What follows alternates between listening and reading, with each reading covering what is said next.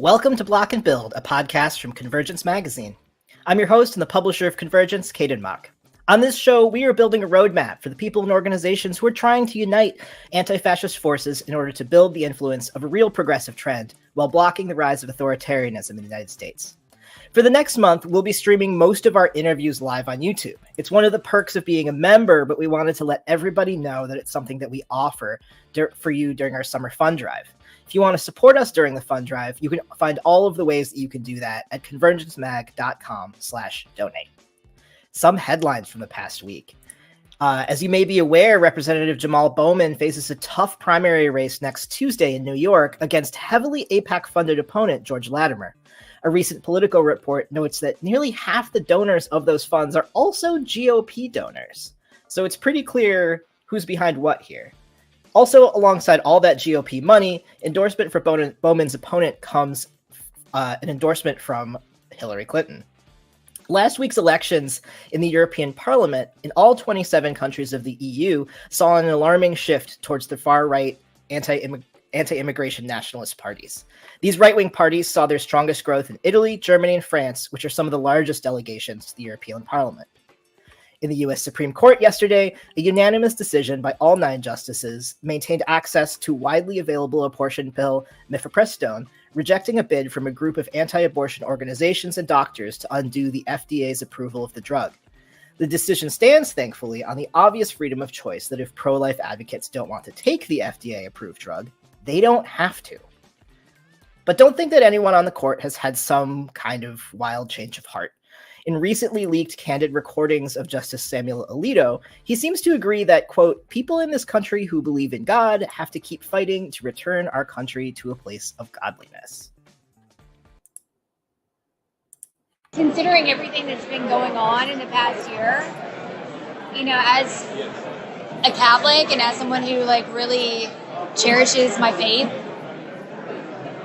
I don't know that we can negotiate with the left in the way that needs to happen for the polarization to end. I think that it's a matter of winning.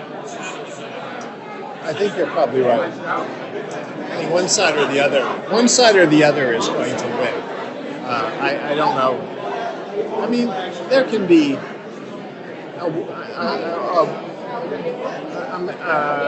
a way of working, a way of living together peacefully, but it's difficult, because there are differences on fundamental things that really can't be compromised. They really can't be compromised. So it's not like we're going to split the difference. And that's what I'm saying. I think that the solution really is winning the moral argument. People in this country who believe in God have got to keep fighting for that, to return our country to a place of godliness. Oh, I agree with you. Look, whether or not these recordings were made in secret, it's definitely not a secret that the far-right Federalist Society's influence in our judicial system is at an all-time high. This conservative legal advocacy group has won in Washington. No fewer than 5 Supreme Court justices are current or former members, and also on a cultural level, popularizing the idea of originalism as a valid and reasonable way to interpret the Constitution for the 21st century. And certain justices of the Supreme Court in particular have received some well-deserved scrutiny for their political affiliations, Alito included. This is the intended outcome of almost a half-century of conservative legal activism, and it's part of a logic that's related to the 60-year backlash against the Second Reconstruction. And it's why the work of Block and Build has never been more urgent. On today's show, though, I am joined by Rafael Jaime, the president of UAW 4811 and a doctoral candidate in literature at UCLA, to discuss the other big news of the week, a judge in Orange County who ordered an end to the UC academic worker stand-up strike at 6 UC campuses through a temporary restraining order. They've got another hearing coming up in 2 weeks, and so I'm really glad that you made the time for us this week, Rafael. Thank you so much for having me. Awesome. Well, so let's set a little context here, as I'm not sure that our listeners, certainly our listeners in California, are probably very aware of what's going on. But let's sort of set the full picture of the membership of UAW 4011, the campuses that you all represent, and what your relationship has been like historically with the UC system. Yeah, sure. UAW 4811 is a union of 48,000 academic workers across the entire UC system. So these 11 campuses, including Lawrence Berkeley National Laboratory. And we are teaching assistants, tutors, readers, graduate student researchers, postdocs, academic researchers. We are the backbone of the university. We do the majority of instruction.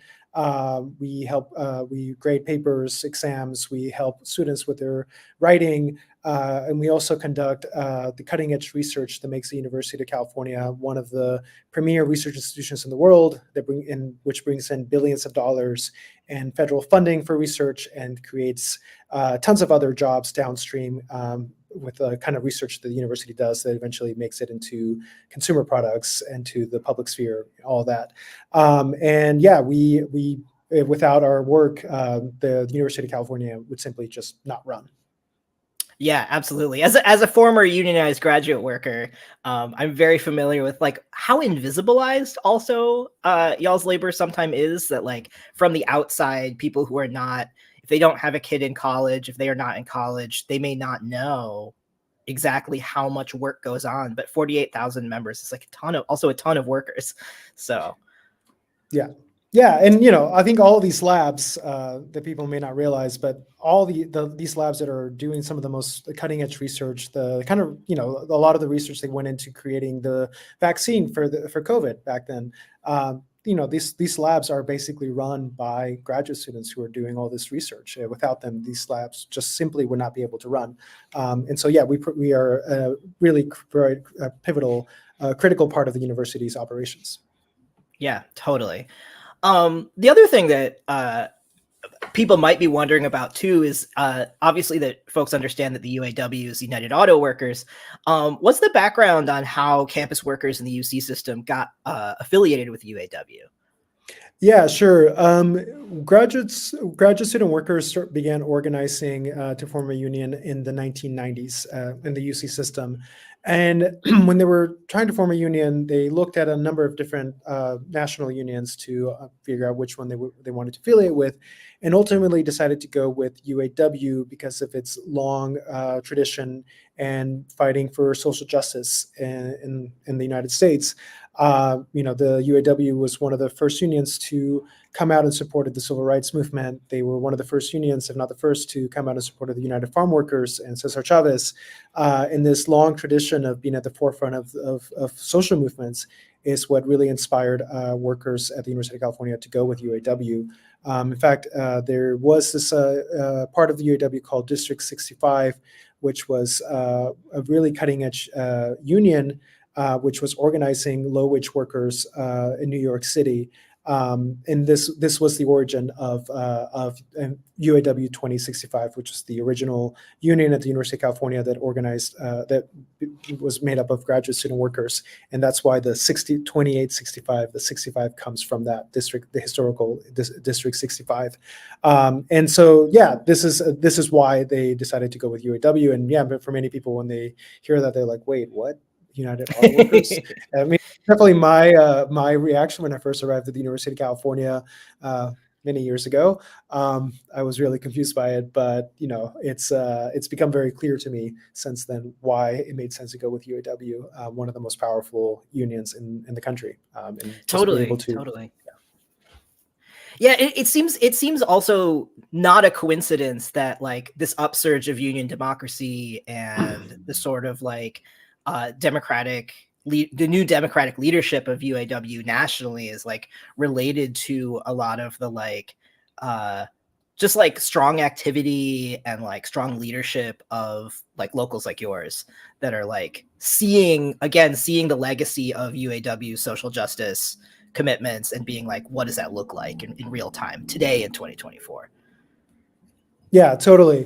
It's this big movement for democracy in the UAW coincided with a big upsurge in organizing in higher ed, and I don't think that those two are in any way. It's no coincidence when you have 17,000 student researchers at the University of California going through one of the biggest fights in the history of labor, in the recent history of labor, to form a union, fight for a union. it really politicizes members, and it injects the entire organization with thousands, tens of thousands of workers who understand what it means to have a say in their workplace, who understand what it means to have democracy in their workplace, and who are willing to fight.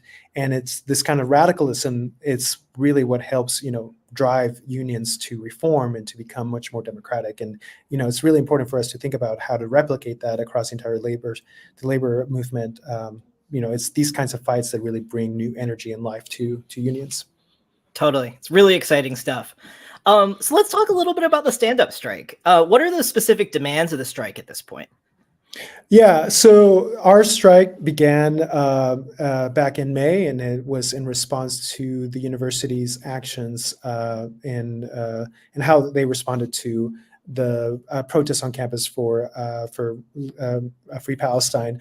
And it was like over the last month, the university changed many of its policies with regards to free speech and protests on campus, and then used those changed policies to violently arrest hundreds of community members, and in the process, many of them, sent them to the hospital. Had their skin was burned, they were beaten to a pulp, they were brutalized, they were mazed by right-wing agitators as well as the police itself. And now many of them are facing criminal charges and student conduct charges that threaten their career at the university. And so we are demanding that the university resolve their unfair labor practices. That means dropping the charges, including disciplinary, student conduct charges, as well as negotiating with the union over these policies that they changed the free speech, because these undermine our ability to, have collective power in our workplace to take any kind of collective action. And the other thing that we're also demanding, which hasn't been as there hasn't been as much focus on, but through our research at the University of California, many of our members are put in the situation where they must contribute to the war machine by doing the kind of research that goes into production of weapons or many other things that go into the war machine. And what we are demanding from the university, or that many workers have been demanding, and which became part of this protest, is that the university provide something called transitional funding for conscientious objectors. So any worker who feels that there's an immoral injury for them having to contribute in their work, their labor towards the war machine, that they have the option to opt out of that kind of work and have funding so they can transition to a new lab, so that they don't have to continue to contribute to the war machine. And I think that is a really important demand that we must really pay attention to and expand to the rest of higher education, because the higher education system is very much complicit with the war machine, and we have to find a way to transition away from a war economy to one research that actually benefits the public, rather than the ongoing war around the world. Yeah, it does seem like one of the sort of incredible things that has come out of this period of upsurge in organizing against militarism and against imperialism is really popularizing and generalizing the knowledge of how deep in our economy and our society the military industrial complex still is. And I don't know, it's sobering, right? That we've had this sort of critique of the military industrial complex for so long, and it's they've gotten it feels like they've gotten sneakier about it. And they've the tendrils are starting to reach deeper, especially with the relationship between the tech industry and the military industrial complex. And so that seems like such an important demand, because these are also ways, not just that it seems to me that folks are being asked to work for the war machine, but are also sort of acculturated to it. Yeah, totally. It's just so normal. Everybody just accepts it as a normal thing that the university receives billions of dollars from the Department of Defense to do research, to do their bidding.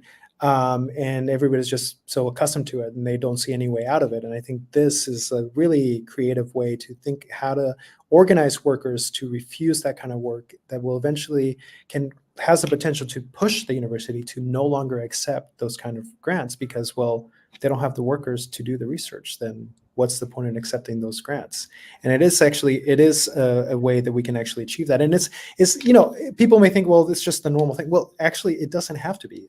Lawrence Berkeley National Laboratory, which is one of our campuses, that lab is the birth of the atomic bomb. If Right. anybody has seen Oppenheimer, many of the scenes take place at Lawrence Berkeley National Laboratory. That laboratory no longer does weapons research. It's still a nuclear laboratory, but all its research is about like detecting radiation. It's about research for nuclear power plants.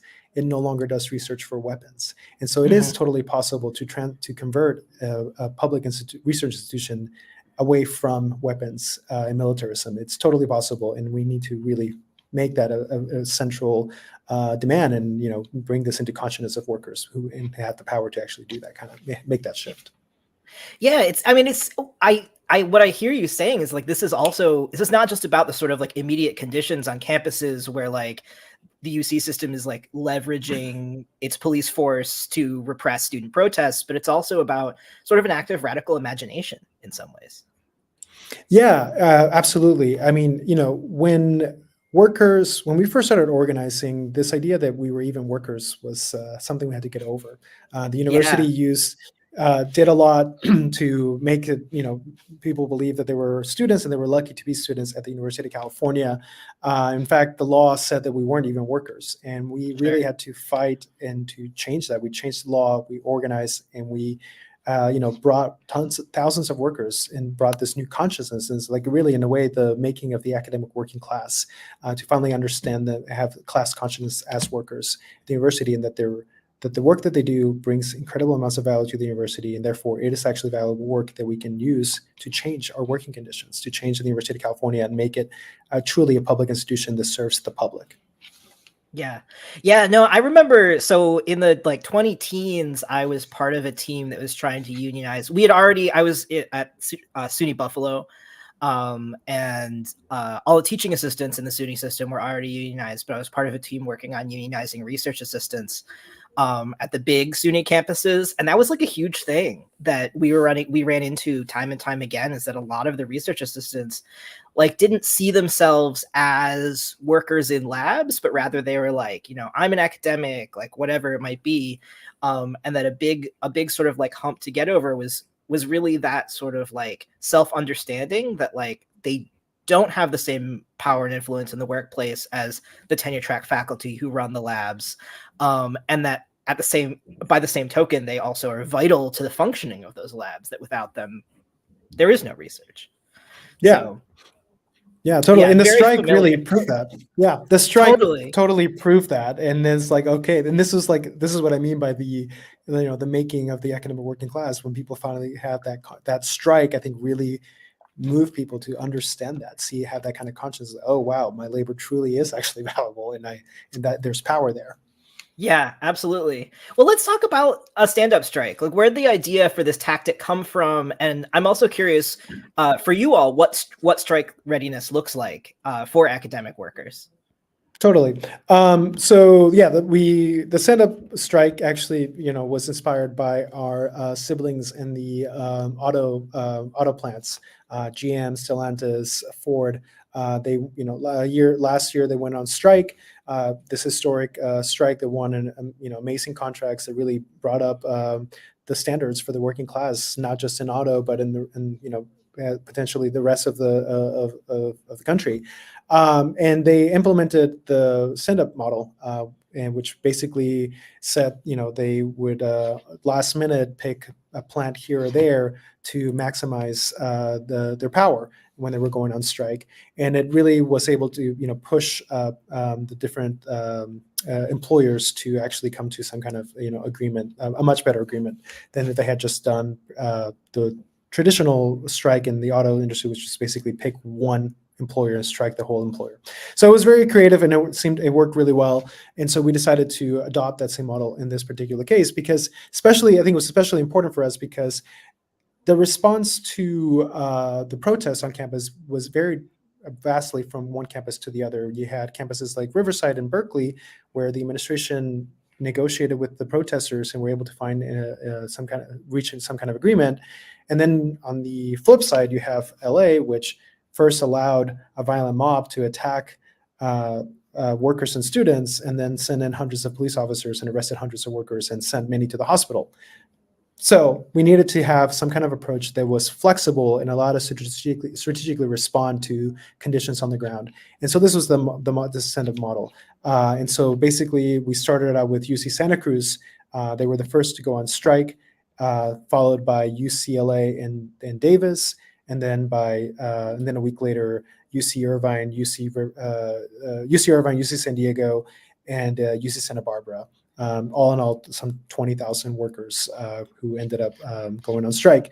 And so, yeah, this is what we did. And as far as strike readiness, I mean, this was a very different from the previous strikes that we had done, where we had many, in fact, years to prepare for it, have structure tests that we could use and build up towards actually, calling for a strike authorization vote and then going on strike.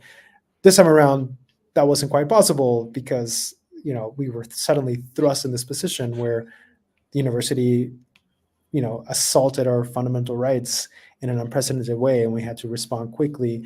But because of the structure that we had built over the last 4 years, leading up to the 2022 strike, and the structure we have continued to keep up and continue to develop, we ended up having to do tons of meetings at the department level where workers came together, and as a department, talked about the ongoing issues, and as a whole decided, came together to discuss and, vote to go on strike.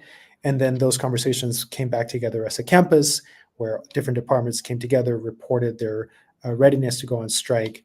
And then the campus itself would, talk to the executive board about being strike ready. And then that's how we made the decisions for each campus to go on strike. After having, again, it was all based on these thousands and thousands of conversations at the department level, lab level, campus level, and statewide. Awesome. Yeah, I mean, it really seems like there's a lot of support within the union, because it's watching, especially the footage out of UCLA, you're just like, this is what's happening. Like the university is allowing just sort of like randos to come like attack students with fireworks, and like I don't know.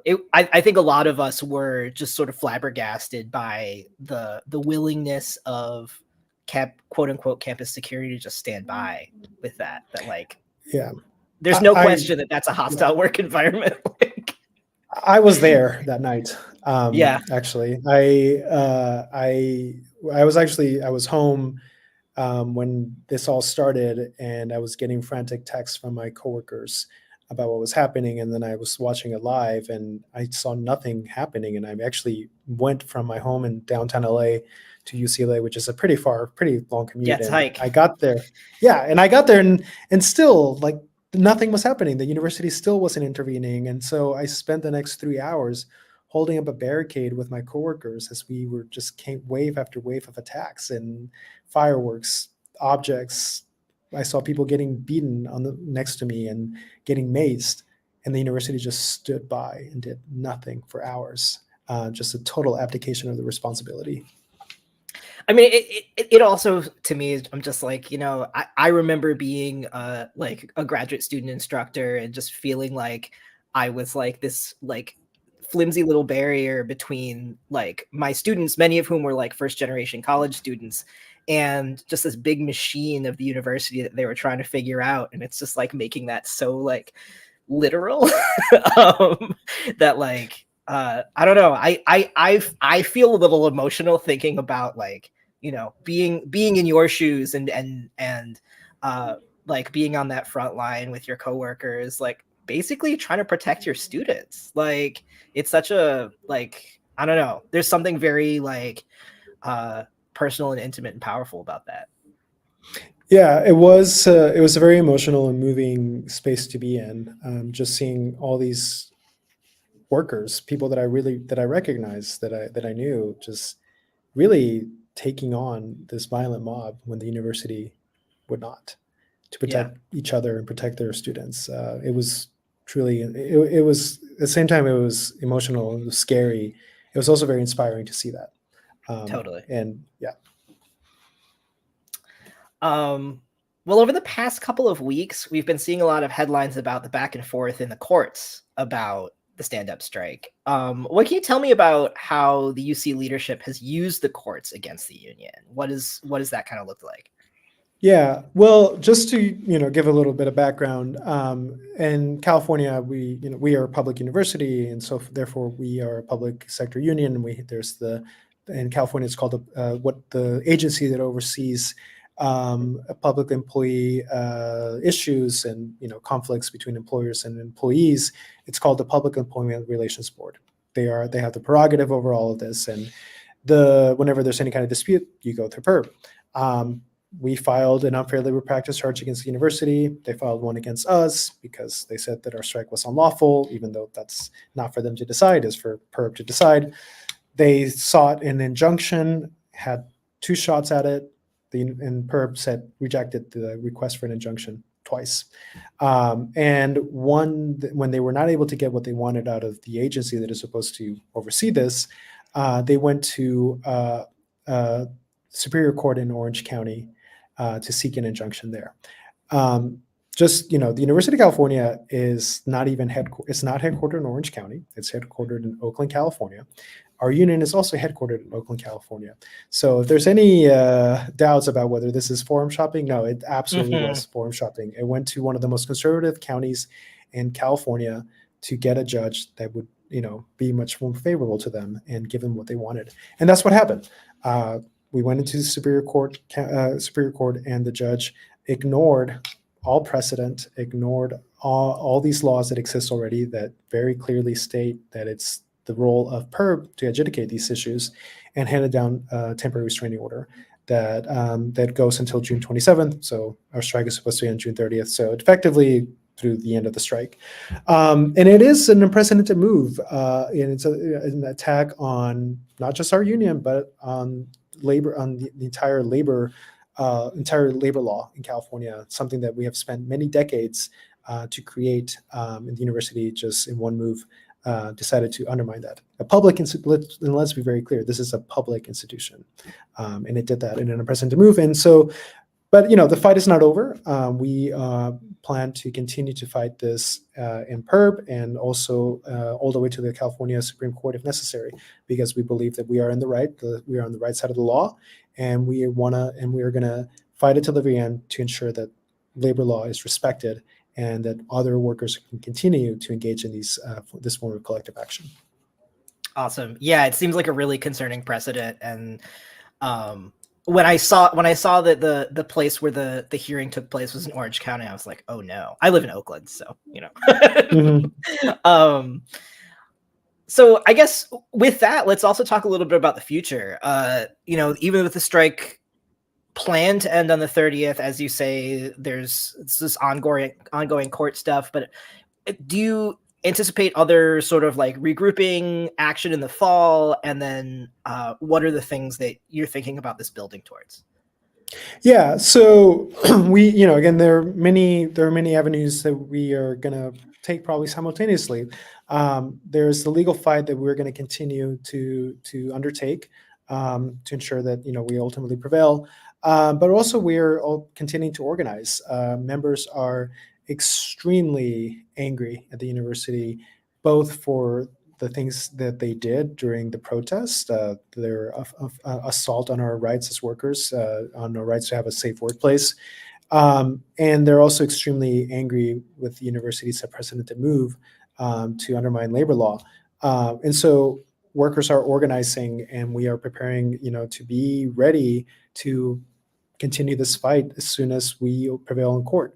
Whether that may be another potential strike, or continue to fight into we have a contract campaign coming up in 2025. We are prepared to defend these rights all the way to the end, because the ability to everybody thinks about labor fights, strikes as always being about wages and benefits. And yes, many fights are over that. But our ability to undertake those fights, to undertake fights that transform our workplace, that provide the things that we need as workers to continue to work and provide the kind of research and instruction that our students deserve, it really means that we must be able to take collective action, that we must be able to speak out whenever the university does something wrong, whenever our conditions are not are creating a hostile work environment, that we are able to stand up against those things. And if we can't do that, then our ability to fight over anything is threatened. We have no say in our workplace if the university can just simply come down and with batons and crack down on any kind of free speech. So this really is a fundamental fight for the ability, the right to have a union, the right to have to take collective action as workers. And so we are organizing through the summer to continue this fight wherever that may lead. Awesome. Well, all solidarity to y'all, and like I imagine we will be following up with you in the coming months to hear more about how things are going. And I know we at Convergence are going to be paying close attention because I don't know, there is something very interesting about the UC system being a public educational institution, also as a sort of like expression of the state, really, here in California. I've also been wondering, actually last night we were talking, as we were preparing for this, we were talking about like who appoints the Board of Regents. Like, it seems like there are a lot of levers potentially available here, and it's going to be interesting to see where the fight goes. Yeah, well, it's the governor of California who appoints them. So, I just want to add, I mean, I know earlier there was you were doing the debrief of what's happening. One of the things that we as the labor movement really need to think about is that, it's absurd that we have to choose between, Trump or, the lesser of two evils is basically how our position that we've been in for so many years. And our endorsements are usually kind of like, they're freebies basically, because there's only one option. Because the right is like horrifying. Exactly. And so it really, as the labor movement, really got to think, how do we continue to build power, not just to have, higher wages, to have benefits in the workplace, but to really transform the entire terrain so that we actually are able to, to not just pick the lesser two evils, but in fact be able to run our own candidates that we know that are going to push for the rights of working class people, to improve the lives of workers. And we really got to, we got to come together. We got to continue to organize. We got to rebuild labor, because at the moment, the only institution that I see out there that can actually transform the political terrain, transform politics, is labor. It's the most organized, and it's the one that has the most hope right now to actually change that. And we really got to be engaged and, continue to organize, build it up so that we can actually, in 2020, in the next election, that we actually are able to, actually pick a candidate that we actually believe is going to further the rights of workers. Hell yeah. Well, thank you so much, Rafael, for joining us today. My last question for you, as we sort of head into the weekend and wrap up, is there anything that you are, especially because you're really in the thick of it here, is there anything that you are sort of leaning on to give you energy, to recharge? Is there anything like you're watching or reading that's really like, giving you the strength to keep on in this fight? Yeah. Every time I go to a protest, whether on campus or in the street, I mean, that's what really gives me energy. It shows me that, there's a ton of support for this out there. It's that there are people that are really willing to take the fight, continue the fight. And that's what's been really inspiring to me over the last months, and being with my coworkers out there on campus or in the street. And so I encourage anyone who, if there's a protest happening on your campus or in the street, to be part of that. That's what's been, really sustaining me for the last months, weeks. Hell yeah. And if there's anything, is there anywhere that you can point our listeners to keep up with the work that you all are doing? Where can they follow the union?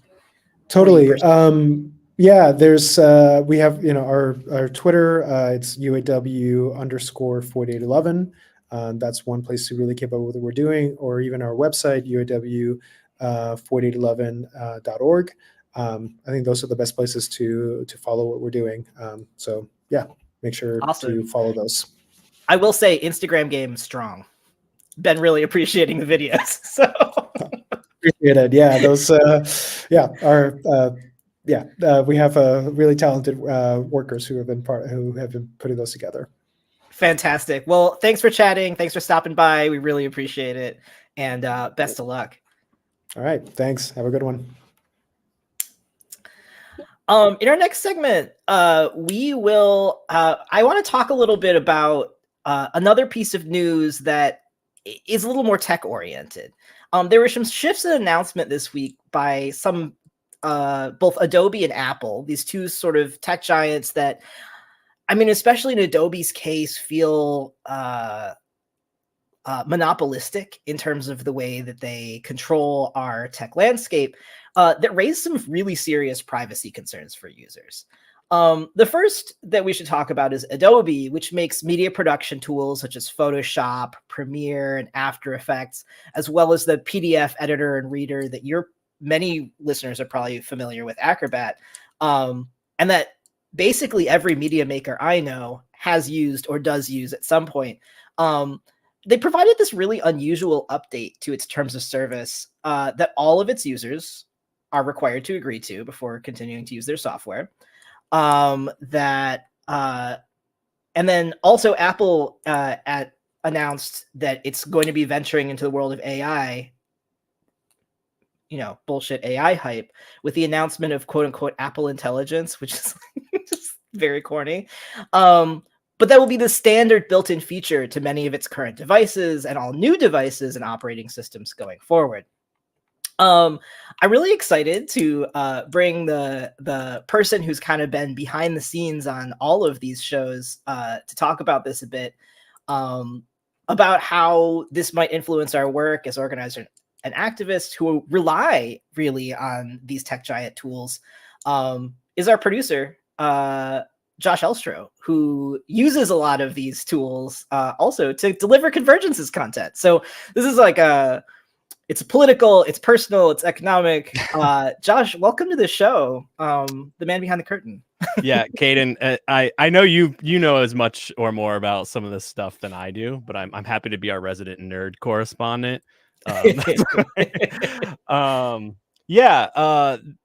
mean, to speak to like what you're saying, I just heard you talking about Rafael and their Instagram game being strong. It's like we require tools to do this, and communication is such a big part of like how we are building our organizations, how we're building our movements, and it's all online now. So what I want to do is like dive into the nitty gritty of these things that you were just saying about Adobe and Apple, and how freaked out should we be or should we not be, right?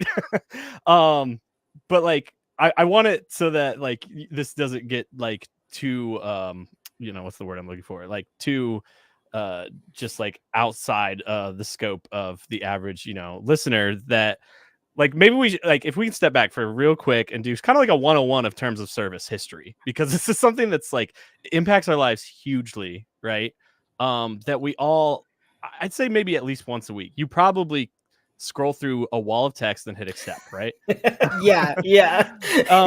And we've I done actually think that I did here today.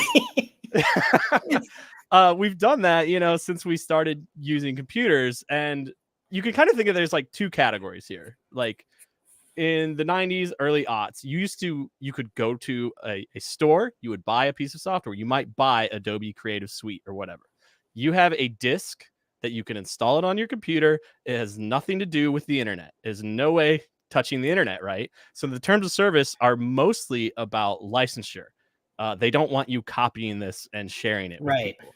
Then our dear friend Mark Zuckerberg comes along, creates Facebook.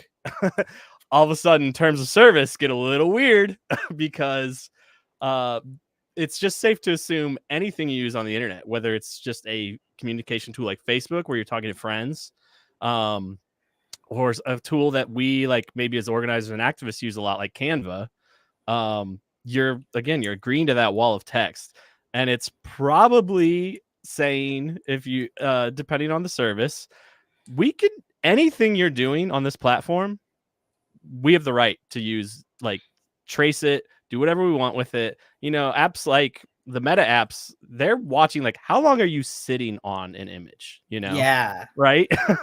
And In the terms Go of ahead. service, there's also often like no arbitration. There's also often like arbitration clauses and stuff like that too that limit our rights as consumers to like start shit with these companies. Right. That's semi standard, but it gets a little tricky when we go to this is a good point maybe to dive into like what Adobe rolled out this week. And I actually literally had to agree to this morning to make that clip of to cut that clip of Samuel Alito that we ran at the top of the show. Yeah. I hadn't opened Premiere yet on this computer this week, and this pops up, and I had to agree to this before I go forward. And so what they did is they made this condensed version of their like updates to the terms of service, which curiously enough had actually been snuck in there back in February. We'd all already agreed to it. And maybe somebody in legal or PR was like, guys, maybe we need to like let them know a little more clearly. Yeah. So the abridged version here, I'll read a little bit of it, is we've made some changes to the Adobe General Terms of Use regarding the use of software services, including, and this is, I'm just going to read the important highlight here. We've clarified that we may access your content through both automated and manual methods, such as for content review. And we can get into the content review part in just a minute. If you want to go, I just kind of gave like the 101 on this. If you want to go deep, go to our episode with the Mystery AI Hype podcast folks. Because what this is saying is for the purpose of like machine learning, which is what quote unquote AI is often using, correct? It sounds on its face like we might just anything you do with the app, because now you the thing I didn't mention is you can't buy a copy of an Adobe product at a store anymore. I pay $65 a month to use it, like to use their software. There's no other option to like for me to just outright own a license of it perpetually. So this was the abridged version, right?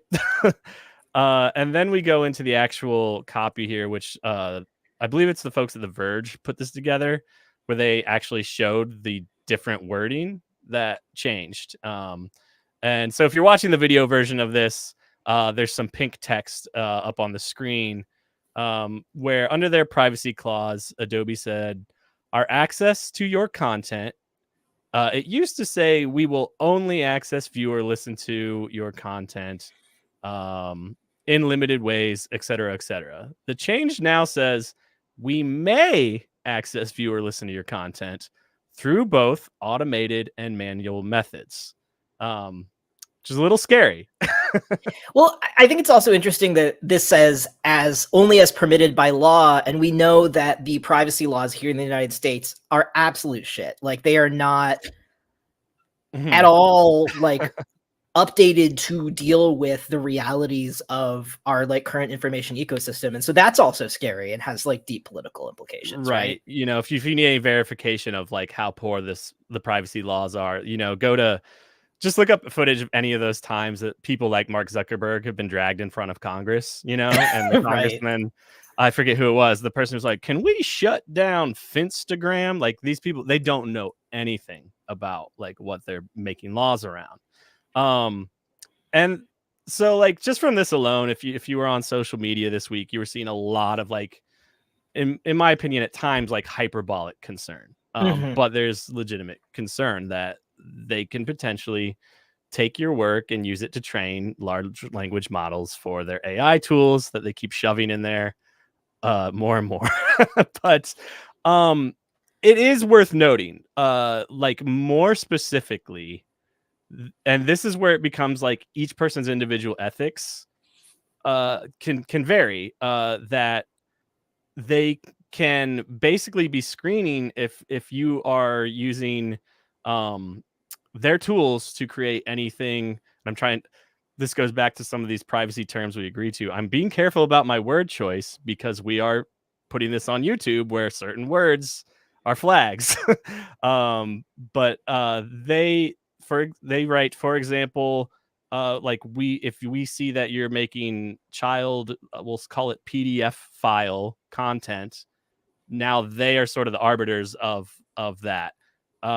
which that just raises the ethical question: is like, are we as a society okay with a private company being responsible for that, or the state, or our community? Because it's obviously that's a heinous thing we don't want anybody involved in or doing with their tools. Sure. But that's a more open-ended question than whether or not they should be pulling our data for large language model training that they're going to then use to basically try to put us out of jobs.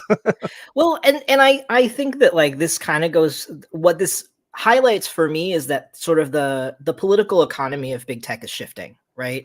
And I'll borrow a phrase from Cory Doctorow, which is that this is about the inshitification of technology, right? And so inshitification basically in Doctorow's telling is basically that at first a lot of these companies and platforms are good to their users. They provide the service or technology at a loss to basically gain market share. And that's what we see with a company like Adobe, where like Adobe is the sort of like, it is the tool set that people who are media makers use.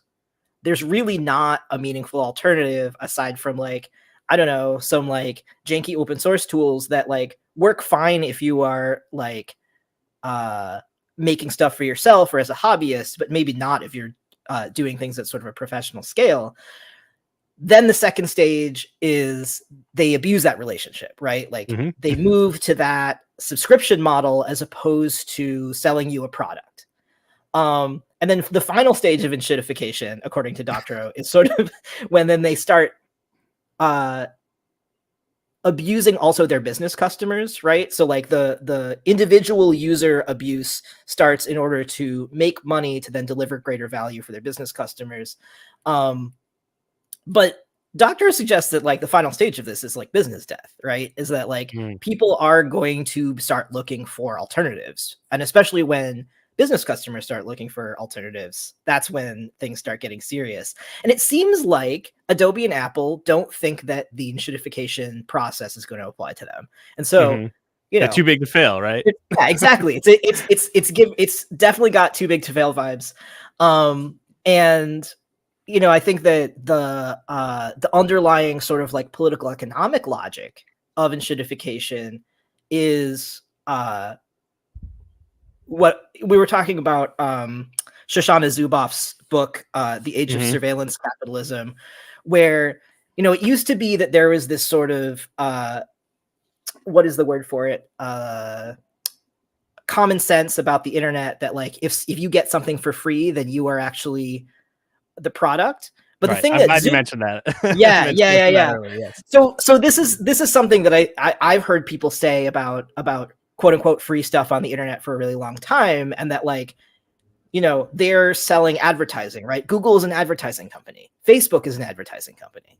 The thing that Zuboff is arguing though is that we are not the product, we are actually the raw materials. And that's increasingly true with quote unquote AI and this sort of like using all of the stuff that we post on the internet as training data. And so I think that's a really important change in the relationship between a company and the users of its products, because we're now no longer people. We're literally just a content farm. And raw materials don't have rights, right? Like it's it's got some very chilling consequences. And I think, you know, this is a story that I think that we're going to follow. We're going to talk about in an ongoing way what the sort of alternatives and opportunities are, because I do think that there are entities that are trying to do this right? Like the FTC is trying to do this right. There are some members of Congress who are trying to do this right. Yeah, we'll say, Lena Khan, come on the show. Yeah, if Lena Khan, the director of the FTC, a Biden appointee, has been doing a lot of this work.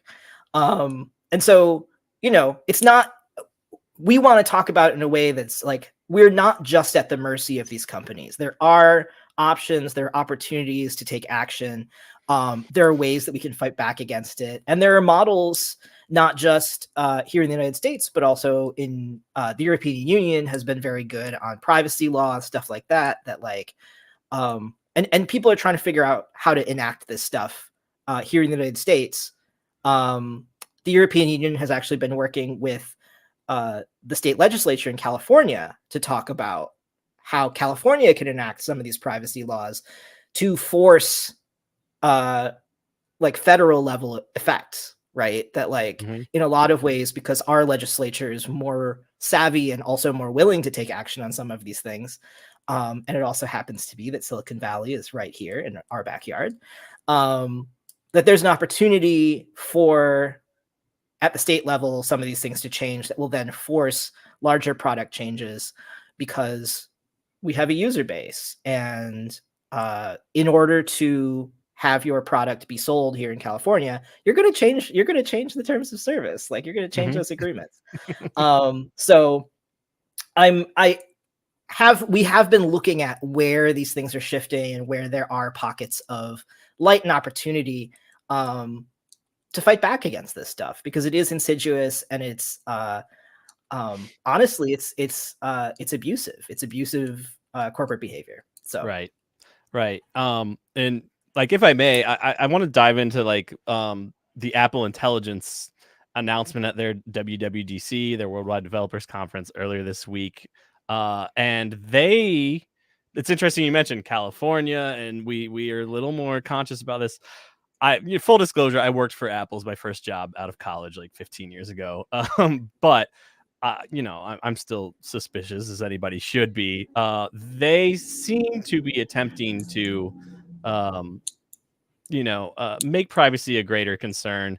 So they actually, as part of this announcement, they made the fact that like, oh, the way we'll use quote unquote Apple Intelligence, it'll be private, you own it. But there's still a little bit of like weird PR speak that like just leaves the field open for them.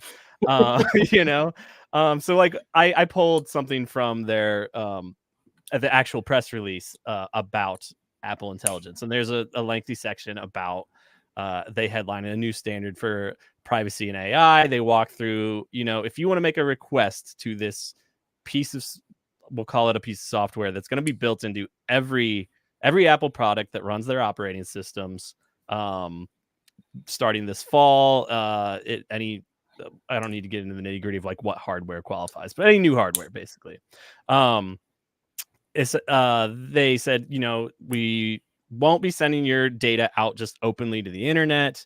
We have like these internal systems, and it won't be attached to things. So they're at least thinking about it. I trust there are individuals there who actually care about this stuff. And there's a precedent on Apple that if you go back to the mass shooting in San Bernardino, I don't know if you recall this story, where the FBI said, this shooter, we need you to open his phone. And Apple said, no. It went all the way to the then CEO and current CEO, Tim Cook. They said, like, this is a free speech privacy issue. We understand the severity of the situation, but it's like, no. And they did a lot of work to sort of not set that precedent. But, we're the age of quote unquote AI, so I want to just mention one thing from their statement on it, where they note independent experts, and this is I highlighted, can inspect the code that runs on Apple Silicon servers to verify privacy and private cloud compute. Cryptographically ensures iPhone, iPad, and Mac do not talk to the server unless the software has been publicly logged for inspection. So it's almost like they did a bit of a yada yada over like what they're actually doing about privacy here, in that they're like, there's experts out there, they're open to, on our terms, inspect that our privacy is as strong as we claim it is. So it's like one of those things. It's like, I don't think you need to go Chicken Little, the sky is falling, because I work, my communication for my org is within the Apple ecosystem. But it's like you're saying, we want to keep an eye on this and think more and more about like, how can we make ourselves independent of these tools, right? Yeah. And I think that like with a lot of technology and my goal in having more conversations on this show about how a lot of these like quote unquote innovations work is to sort of demystify technology. It is the ideology of Silicon Valley that they want us to believe that quote unquote progress technologically is inevitable and it's the logical outcome of whatever, and that we should all want it and that we should trust them. But that there are these sort of like neutral entities that are driving innovation forward, but we know better than that, right? Like they're It's just like- ideological. they have goals, just like any corporation, right? And Right. we should be I'm laughing skeptical. because I did not mention in that explanation of some of the stuff around Apple Intelligence's privacy is that they've partnered with OpenAI, who makes ChatGPT, right? Mhm. And they've described there's these layers of privacy where it's like you choose if your request of something you want Apple Intelligence to do goes out to ChatGPT or not. Some people may already be skeptical of ChatGPT, but it's worth noting like their CEO Sam Altman himself like is on the record multiple quotes being like, I'm a little scared of what we're doing, right? Like I don't think it's a good idea to fall to I'm just gonna stress either side of the spectrum here of like the sky's falling, we all need to panic, or like I totally trust everything Apple does. It's Right. just at this point things to be aware of, put on your radar, right? Totally. Cool. Well, Josh, thank you for being our weird technology correspondent. I really appreciate you coming on the show, talking a little bit about this stuff with me, because I think that demystifying it is the first step to really understanding what we can do and where we have agency in an environment that was sort of designed to take our agency away from us. Yeah, right here on youtube.com. Awesome. Well, Yeah. what a show. So many interesting conversations. This show is published by Convergence Magazine, a magazine for radical insights. I'm Caden Mock, and our producer is, of course, Josh Elstro. If you have something to say or a question about anything we talked about on this program, you can drop me a line. Send me an email that we'll consider running on an upcoming episode at mailbag@convergencemag.com. And if you would like to support the work that we do at Convergence, bringing our movements together to strategize, struggle, and win in this crucial historical moment, you can become a member through our brand new membership portal at convergencemag.com/donate. Even a few bucks a month goes a long way to making sure our independent small team can continue to build a map for our movements. Hope this helps.